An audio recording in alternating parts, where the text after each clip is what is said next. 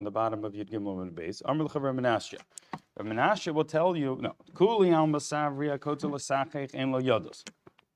He'll tell you both opinions in the Brisa agree to my halacha, which is that if a person cut down to use it as schach, there's no status of yados. The handle does not get the status of a yad, which means that if tumah came in contact with the handle, it would not affect the entire branch. Because of his svar, which is, since I can't use the fruit as schach, so I'm not happy. I don't need the connection between the handle and the fruit. Okay, so if you want to say everyone agrees to you, so then what's the case they were talking about and having a disagreement? So hachav mayaskina, what's the case that they were talking about? That first, when the person cut it down, he cut down a branch with a fruit at the end in order to eat it. And on that day, everybody would agree that the handle has the status of a yad, and therefore if tumah touched the handle, the whole thing would become tummy. But then what happened? That they're having a disagreement. That branch, which at a point in time was able to be makabel tumah, now the person switched and said, I want to use it for my sukkah. So he's saying, if you cut it down to use it for your sukkah, everyone agrees that there's no halachic status given to the handle to be able to become tummy. The case they're talking about is he cut it down to eat, which on that day, everyone agrees it could, yes, become tummy. And now he switched. In his mind, he switched to use it for schach. And that would mean now there's a machlokas, there's a disagreement. How do you deal with that case when he switched? Ask the Gemara, if you're right that that's the case, that he originally cut it down to eat, which means everyone agrees on that day, it was able to become tummy. Now he switched in his mind. What would be the explanation of the Rabbanan, which said that it cannot become tummy?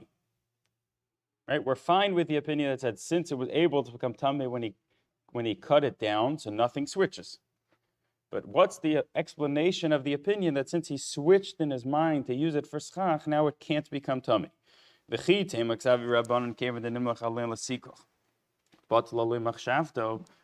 you'll tell me the Rabbanan hold that since he switched in his head to use it for a different purpose, for schach, therefore the handle loses its status of being able to become tummy.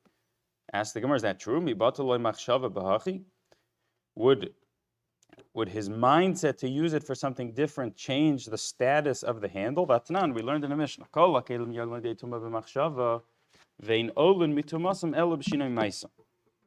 That when a person is making something into the definition of a kli, which is what allows it to become tummy, so the Mishnah tells us that a person can decide in his head, which means if he makes up in his head what he's going to use this item for, and Rashi says we're talking about like a hide. Okay, so you have a hide. If he makes up in his head that I'm going to use it for a tablecloth, so nothing else needs to be done with it. So now it's a tablecloth. You just decided, and therefore it could become tummy. But something which can already become tummy, impure, the only way to stop that status is to do something physical to it. That a maisa, a physical change to the object, can take it out from being able to become tamei, whether it became able to become tamei with a mindset or with a physical action. A physical action, a maisa to it, can stop that status. But something which could already become tamei, you cannot switch that status just with a mindset. So what the Gemara is asking is, he told us if you cut it down for schach, everybody agrees that there's no status given to the handle to be able to become tummy. He said, what's the case they're disagreeing about? He cut it down to eat it, and that day the handle was able to become tummy, and the person switched and said he's going to use it for schach.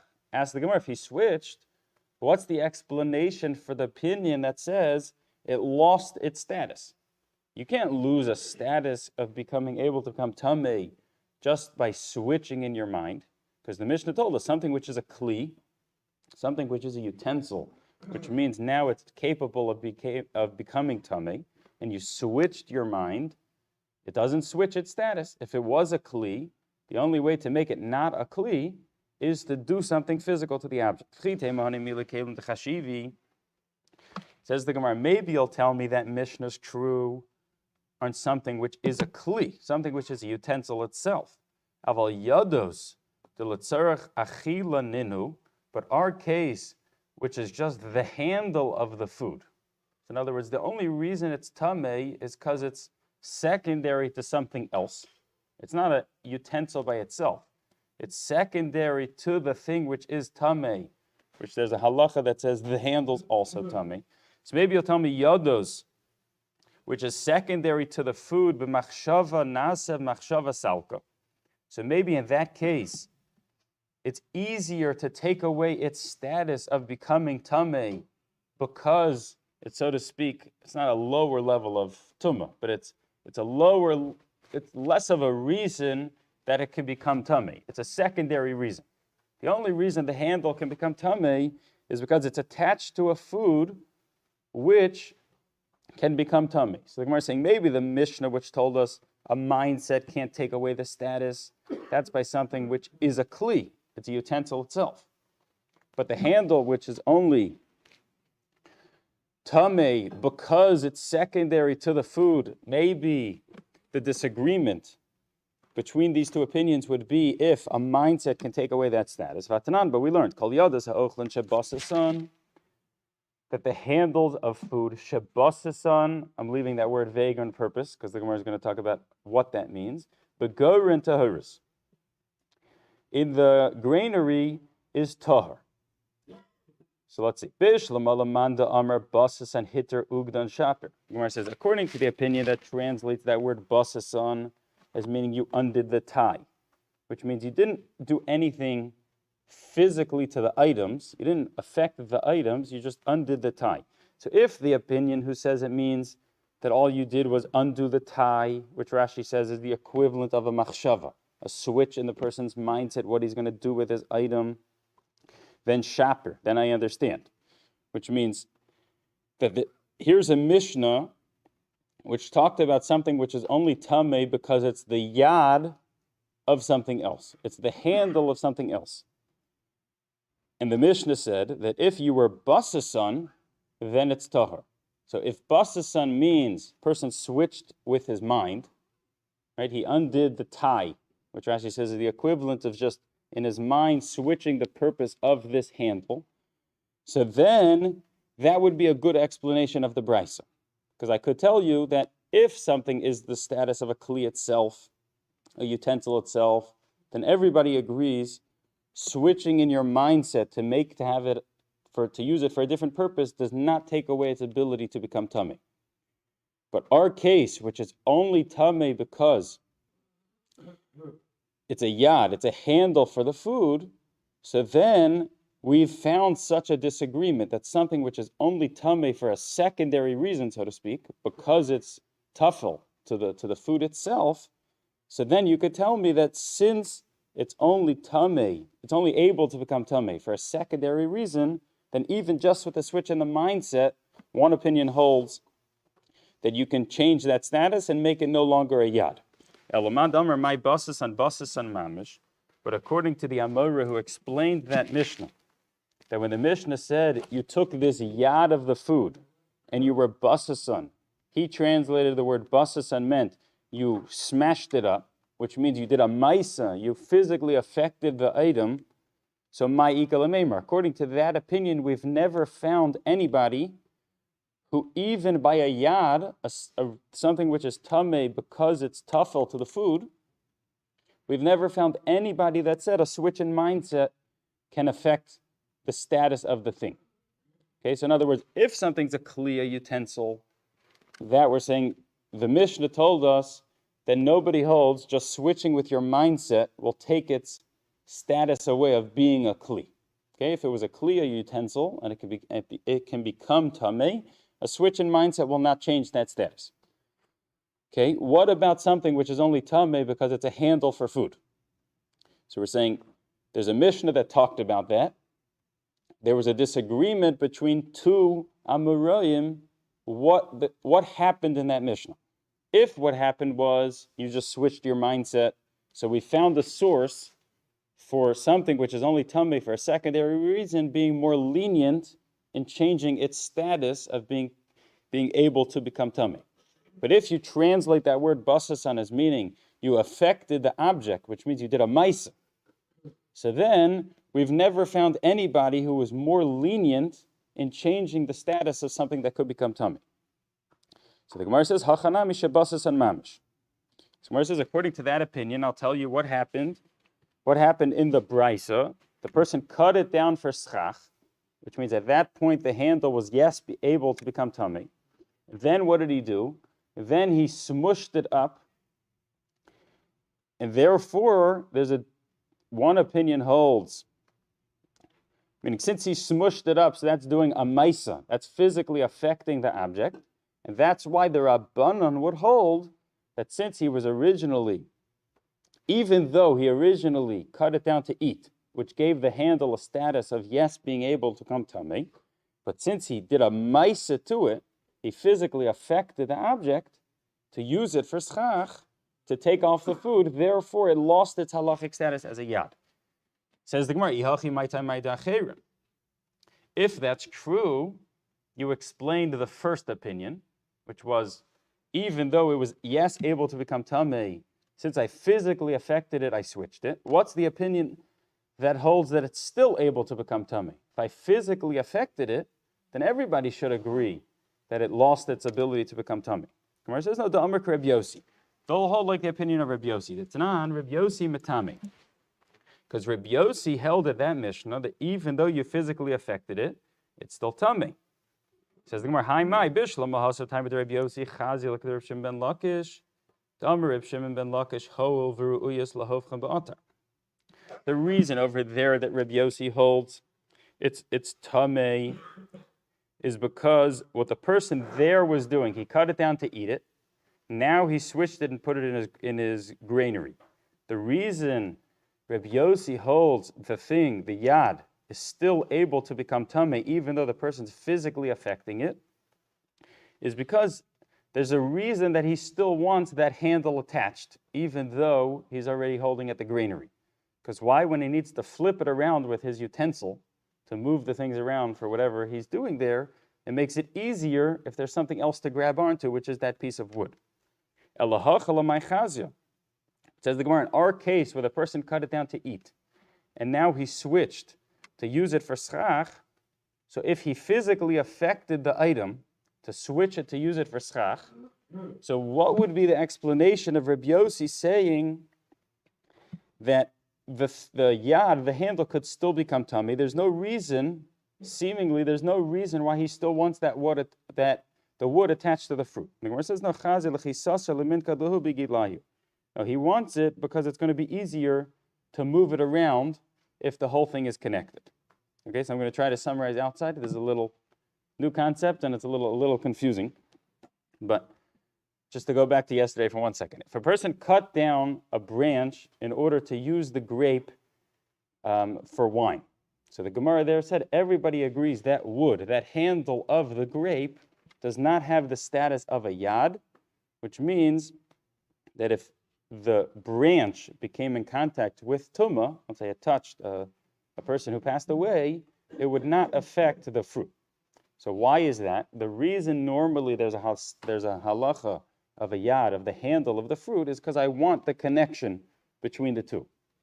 But if you're cutting it down to use the grapes to make wine, where you don't want the branch, so even though, yes, they're connected, but since I don't want the connection, because for my purpose of the fruit, I don't want the branch here, everybody agreed there's no status of a yad. Okay, so that was the first thing everybody agreed to. Now we had a disagreement. A person cut down a branch to use it for schach. At the end of the branch, there was some type of fruit. We could talk about the same case of a grape. Okay, you cut down a branch, and there was a grape at the end, and a person's going to use it for schach. So now the grape, I cannot use as schach. The branch, I could use as schach. So one opinion said, since the grape is useless to make my sukkah kosher, so therefore I don't want the connection between the two, and therefore there's no halachic status of a yad, of a handle. Therefore, if it became in contact with a dead person, it would not make it tummy. The other opinion said, as much as the grape can't make your sukkah kosher, but it's going to help the weight of your schach so that it doesn't fly away in the wind. So therefore, you do want the connection, and therefore, if it came in contact, it would yes become tummy. Okay, so that was the disagreement we had yesterday.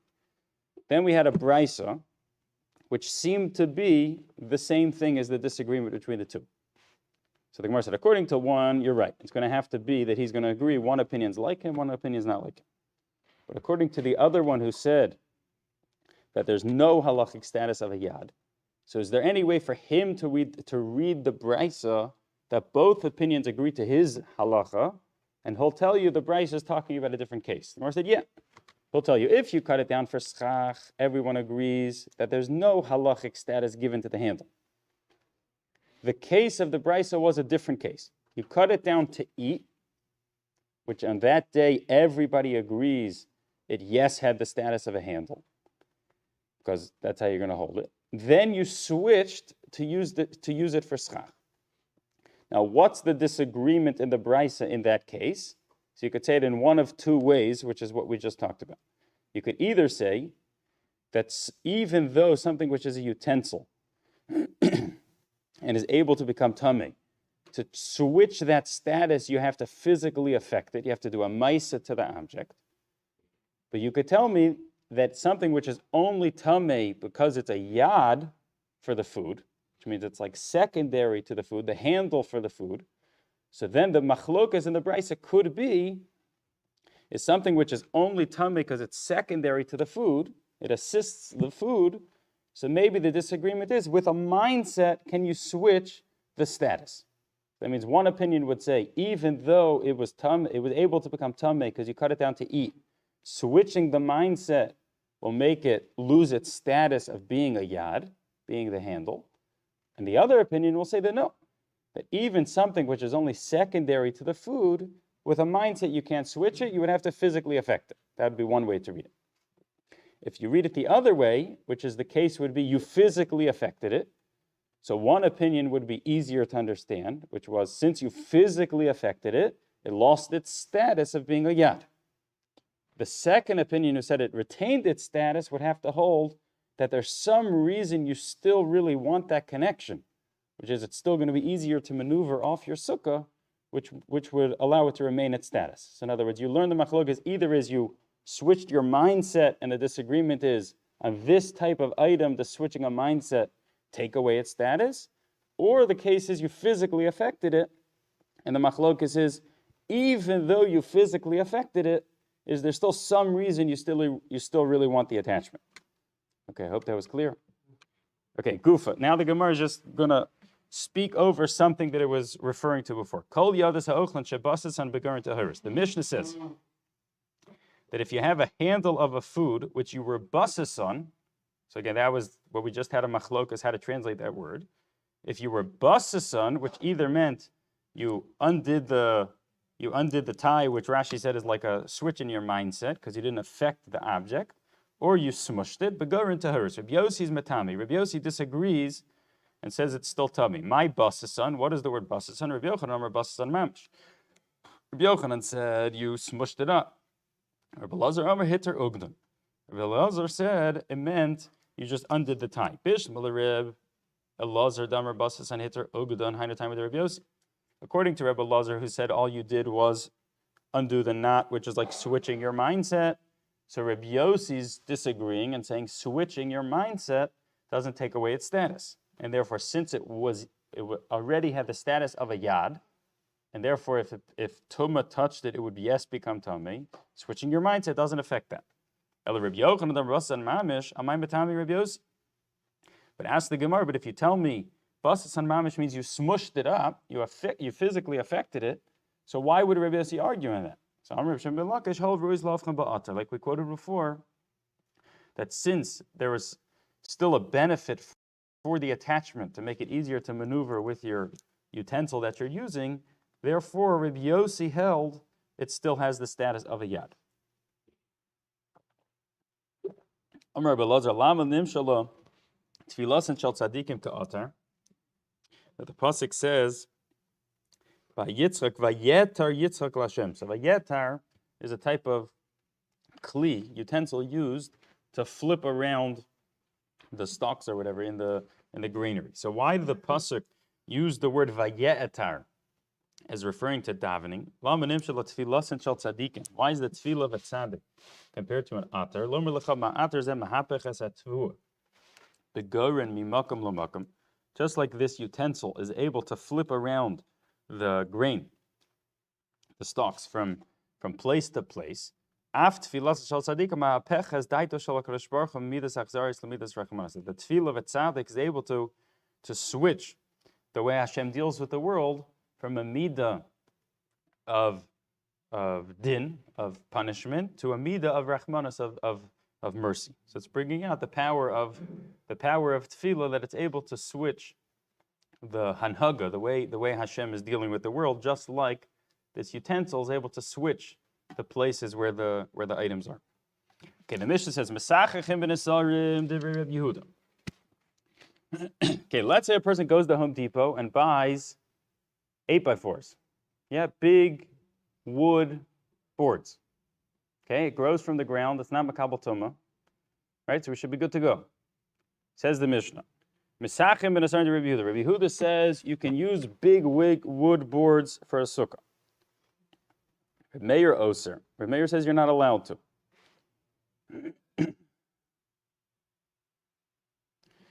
Okay, I'm just looking if I should explain it now or if the Gemara is going to say it in a second. Okay, let's hold on for a second. Then the Mishnah says that if you put a board which is 4 tefachim wide, tefach is roughly, a person could just look at his hand for an estimate. If it's more than 4 tefachim wide, it's ksheira, assuming you don't sleep under it. Okay, so the Gemara is going to talk about how to read this last line of the Mishnah, so I'm leaving that vague for a second. Rav says, Rav says, the case the Mishnah was talking about is if the wood board was 4 tefachim wide. To Reb Meir is like Gzeiras Tikra. Reb Meir holds it's a problem. Gzeiras Tikra, so here Rashi explains means that if a person's roof out of his house, so let's think about a house a couple of years ago. Okay, if a person's house, the roof was only made out of wood beams, wood boards.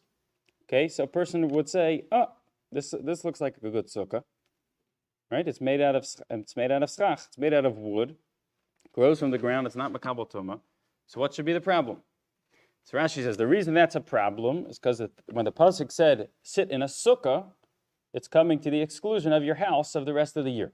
Okay, so that's no good. If a person's house the roof was just made out of wood beams, the reason it's a problem is because the Torah said, go sit in a sukkah, which means not your house. Okay, now a person makes his sukkah out of the same exact material which his roof of his house is made out of. Says Reb Meir, if I allow him to eat in that sukkah, then people are going to think there's no difference between eating in a sukkah and eating in his house. People are going to end up just staying in their house for sukkahs, which is no good. Reb Yehuda less like Gzeiras Tikra. And Reb Yehuda says, I'm not concerned with that. I agree the person can't just eat in his house in sukkahs, but as long as he makes a new sukkah, even though he uses the exact same materials as his roof, as he used to build his house, it's fine. But if the boards are under 4, Rav says everyone agrees that's fine. So in other words, Rav saying the disagreement in the Mishnah is by very big boards. Reb Meir held we made a decree, people are going to get confused. Reb Yehuda said, we didn't make such a decree. But if it's small boards, everyone agrees. Shmuel says the opposite. No, the disagreement is if the boards are less than 4. If it's 4 tefachim wide, everybody agrees we made a decree. What's the disagreement? If the boards are less than 4, the Reb Meir said we still made a decree, people are going to get confused, and Reb Yehuda said not. Ask the Gemara, if you're telling me the disagreement is by boards less than 4 tefachim, so where are you going to draw the line? You're going to stop me from putting any piece of wood on my sukkah? Now that's what you make schach out of.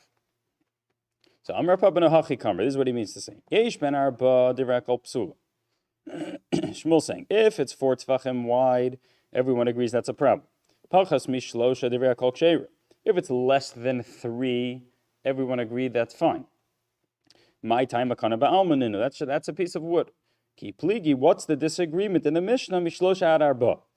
What if it's a board which is between 3 and 4 tefachim? Mar savar kaven de lesnu shir makam lo gazrinan. Rabbi Yehuda, who was lenient, said that since in defining what's called a makam, what's called a place, in Hilchas Shabbos, the definition is 4 tefachim, so that's like a finite number we find in other places. So that was the number Chazal gave to this decree. Umar Savar, Reb Meir holds, came with an afkim Mator's Lavud Gazrina, that since by Lavud, I don't know if you touched upon it at all yet, but there's a Hilchas of Lavud, which means something which is less than 3 tefachim together, halachically is called closed. So Reb Meir holds that since we found in that place a shear, the measurement given is less than 3 tefachim, so that was the number Chazal used regarding this decree. So in other words, they're saying in different places we found different numbers for different halachas, and their disagreement was in this decree, what was the gauge Chazal used in making the finite number for the decree. So again, Rav saying the disagreement in the Mishnah is, did they make a decree that a person will get confused between his sukkah and his house if he uses the same roof materials? Reb Meir held yes, and Reb Yehuda held no. I'm not concerned people are going to make that mistake. According to Shmuel, everybody holds if it's 4 tefachim wide that they made a decree. People are going to make a mistake between his sukkah and his house. What's the disagreement? Did they even make the decree on the case if it's a board between 3 and 4 tefach? says the Gemara, Tanan. The Mishnah said, Nasan Allah Neser Shurachav Arba Tvachim Cheira Ubilvad Shelo Yishin Tachta. Person put on a board which is 4 tefachim wide. It's kosher as long as you don't sleep under it. Bishma l'shmuel dam shemen arba machlokas yeshman arba devar kol psula shem hachi lo yishin tachta.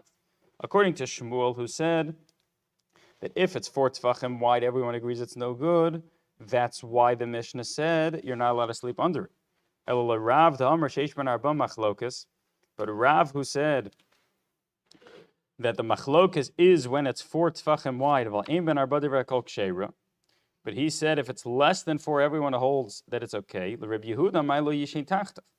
According to Rav, assuming the last line in the Mishnah is both opinions, even Reb Yehuda, so why would the Mishnah say if you have a board 4 tefachim wide, you can't sleep under it? According to Rav, Reb Yehuda held we never made any such decree, which means you can take a huge wood board and it's 100% kosher. You could take a huge, however big your sukkah is, 8 by 12. If you can find a piece of wood which is 8 by 12, according to Rav's Reb Yehuda, you could just put a slat of wood straight across your sukkah. Okay, that might be a little too much for other problems. Okay, but you get the point. In other words, you can have big boards covering up your sukkah, and it's schach kosher. So why would the end of the Mishnah say, according to Rav's Reb Yehuda, you can't sleep under it? That sounds like it's not good schach. So Rav will say, Mi savas de re'akoli, Seifa son the Reb Meir. No, the Seifa, the end of the Mishnah, is only Reb Meir. So look back at the Mishnah for one more second. The Mishnah says, Mesachechim ben asarim de Reb Yehuda. According to Rav, it means, even though it's 4 tefachim wide, you could use them as schach. Reb Meir says, Oser, you're not allowed to use those boards. I'm concerned that a person will get confused between his sukkah and his house. According to Rav, the next line is only Reb Meir talking. If you put on that big board, which is no good, your sukkah can still be kosher, but you can't sleep under it because it's not kosher schach. According to Reb Yehuda, that's not true. According to Shmuel, that last line, Nasan ala neser, is true according to both opinions. That if it's 4 tefachim wide, everyone agrees it's a problem. Okay, Tashema Shnei Sadinim, if you have 2 types of like a cloth material, or mitztarfin, they add together to make 4 tefachim of not good schach.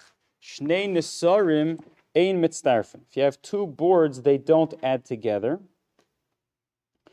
Rabbi Meir Omer af nisarim kisadinim. Rabbi Meir says the two boards do add together to make the sukkah no good. Okay, so that was what the Brisa said. So now we have in our head we have a machlokas Rav and Shmuel. What was the machlokas? Rabbi Meir, Rabbi Yehuda.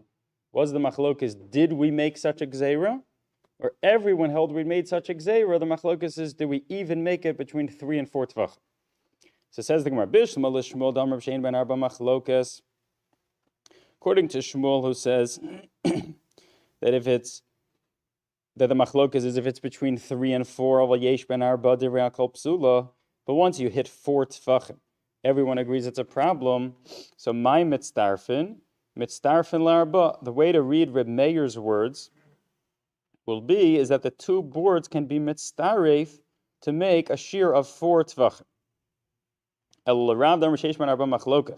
But according to Rav, who says the machlokas is if it's 4 tvachim, if it's less than 4, then everyone agrees it's okay.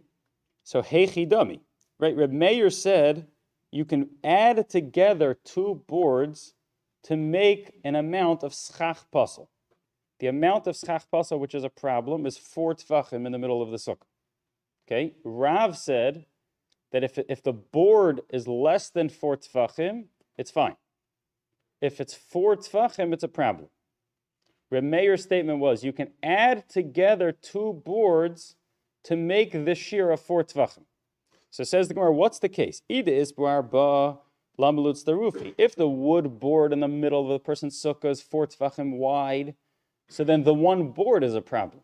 Why does Reb Meir have to say I can add together the two boards to make the amount which is a problem? One board by itself is a problem. And ida les buarba, and if you'll tell me the materials in the sukkah, the wood board is less than 4 tvachim, so then what's the problem? So then Reb Meir agrees it's okay. In other words, Reb Meir is saying, because you have two different boards next to each other, it adds up to 4 tvachim of not good schach and messes up your sukkah. Okay? So says the Gemara, if you tell me the Reb Meir holds it's a problem by 3 tvachim, then it makes sense. I'll tell you both boards in the sukkah were 3 tvachim, which each one by itself would not mess up the whole sukkah. Says Reb Meir, because the 2 3 tvachim boards are next to each other, so now they add up to 6 tvachim of schach pasel, which in the middle of the sukkah will mess up your sukkah. But according to Rav, who says that if it's less than 4 tvachim, everything's totally fine. So that means it can't be 2 cases of 3 tvachim boards, because then there's nothing wrong in your sukkah. And if you want to tell me the case is it's a 4 tefach board, so then it's a problem just to have one. Why is Reb Meir saying because you have 2 of them, it's going to be a problem? So it's a question on Rav's understanding of Reb Meir. So the Gemara answers, no, la'olam de'isbahu arba. Really, the case is that there are 4 tefachim boards. Umay mitzdarfin la'arba amas minatzad. You thought the case was that the wood, the schach, was in the middle of the sukkah, and therefore you were getting stuck. No, the Brisa was talking about if the schach was coming from the wall of the sukkah, and there's a hilchasa, there's a halach l'moshe Sinai, we learned that up to dalet amos you can say dofen akuma, which means up to dalet amos of not good schach. There's a halacha that tells us you can view that as if it's an extension of the wall, and therefore even though your wall physically ends here, if this is not good schach, you can view it as if the wall continues up to 4 amos. So Reb Meir is saying that if you have these wood boards of 4 tvachim, which are no good, and it's next to the sukkah, and if you have enough of them that you hit dalet amos away from your wall, in other words, you just 4, 4, 4, 4, 4, 4, 4. So if you get with outside of the amount of dalet amos from your wall, so it's mitzdarfin, they add together to make the shear of more than 4 amos to mess up your sukkah. Okay, so again, the question was, if it's in the middle of the sukkah, if it's less than 4 tvachim, according to Rav, then it's kosher schach. If it's 4 tvachim, then it's not good schach, but one of them will passel your sukkah. Why is Reb Meir saying because you have 2 next to each other, it's going to make your sukkah no good? So the Gemara's answer is, the case is not when it's in the middle. The case is where it's next to the wall. And therefore, one of them is not good schach, but it's going to be fine, because I'll say dofen akuma. And even though my wall physically ends here, in halacha, the wall really ends here. If I add another one, I'm still fine. I'll say dofen akuma through 8 tvachim. But if I get enough that I'm outside of 4 amas, which means I'm past 24 tvachim from the wall, okay, so if I had enough, I guess I need 7 boards. I have 7 boards, which means I'm 28 tvachim from the wall. So then Reb Meir is saying the 4 tvachim boards, which are schach pasel, added together to make a shear of more than 4 tvachim to knock out your wall and memela, and therefore knocks out your sukkah. Okay, lishnacharina, different way to read, a different way that this raya, this proof was presented. According to Shmuel, who said, everyone agrees if it's 4 tefachim, it's no good. The disagreement between Reb Meir and Reb Yehuda is, did we even make a decree on a board between 3 and 4 tefachim? So my mitztarfen la'arba amas min atzad. So what does it mean when Reb Yehuda said it's not mitztarif? It means that it's not mitztarif if you add it up, right? According to Reb Yehuda, if you had 4 tefachim, then he agrees we made a decree. Reb Yehuda's opinion would be saying, but they cannot add up if you did it from the side in order to make it more than 4 amas to knock off your wall. In other words, Reb Yehuda would be saying, before we were talking in Reb Meir, in this version, Reb Yehuda would be saying, even though we made a decree that 4 tvachim, a 4 tvachim slab of wood is a problem, because of a concern a person will get confused between his sukkah and the roof of his house. So Reb Yehuda would be saying, despite the fact that it's schach pasel, ein mitztarfen. If you have 2 of them next to each other, we don't deal with it really as schach pasel to add together to make a problem. Where would it have made a problem? You have enough coming off your wall to get outside of your dalet amas to knock off the option of dofen akuma. Rabbi Yehuda is saying, even though each of them by themselves are schach pasel, which means you can't sit under it, but since midoraisa it's really fine, we didn't give it the full stringency of schach pasel to allow them to add together to take away my possibility of dofen akuma. So according to Shmuel, that's what ein mitztarfen means. Elo Rav, but according to Rav, Bishmal Reb Meir, my mitztarfen lam avos min atzad. According to Rav, I understand. Again, Rav said the disagreement is, did you make a decree? Reb Meir held we were concerned and we made a decree, and Reb Yehuda held that even if you use 4 tefachim slabs, everything's fine. So Gemara says, according to Reb Meir, I can understand the brisa, because the case is, if you started from the side, the Reb Meir saying is you add up in order to knock off the option of saying dofen akuma. Elo Reb Yehuda, damar afilu yesh ben arba ksheira, my ein mitztarfen, kana ba'almaninu. But according to Reb Yehuda, who says even if there's 4 tefachim slabs, so what did the Mishnah, what did the brisa mean when it says they don't add up? If I say the words, they don't add up, it would have the connotation that even though there is a problem here, they don't add up to make a bigger problem. What the Gemara is challenging is, according to Rav's version of Rabbi Yehuda, which is they never made such a decree, so this piece of wood is just as kosher as a small piece of wood. So why is the brisa saying they don't add up to create a problem, which would sound like each one by itself is the problem, just they don't add up to make a bigger problem. According to Rav, there is no problem. This big piece of wood is 100% schach kosher. Right? It's like if I would tell you, you have a bunch of little pieces of wood as your schach, and they don't add up to make a problem. So you would say, why would I think they would add up to make a problem? You have 100 pieces of kosher schach. So according to Rav, why is Rabbi Yehuda saying 2 big pieces of wood don't add up to make a problem? According to Rav's Rabbi Yehuda, there is no problem. Gemara says, you're right. I need to come Reb Meir mitztarfen, Reb Yehuda mitztarfen. Rav will tell you that since, in the opinion of Reb Meir, I agree there's a problem, and Reb Meir was saying, not only is it schach pasel, but it even adds together to knock off your sukkah, So Rabbi Yehuda, the Brisa presented Rabbi Yehuda using the same words, which was ein mitzdarfin. They don't add up, even though it's true in Rabbi Yehuda. Rav will tell you it's true in Rabbi Yehuda to really say there is no problem. But why did the Brisa not say the words there is no problem? Because it was the contrast of the words of Reb Meir, which was not only as it's chach pasal, but they even add together to knock off the sukkah. Okay, let's stop over here. You don't have to make it up. In Yitzchak Hashem, we will cover some ground. If you look at tomorrow, assuming we're not going to read Tosas together inside, tomorrow we should be able to make up some ground.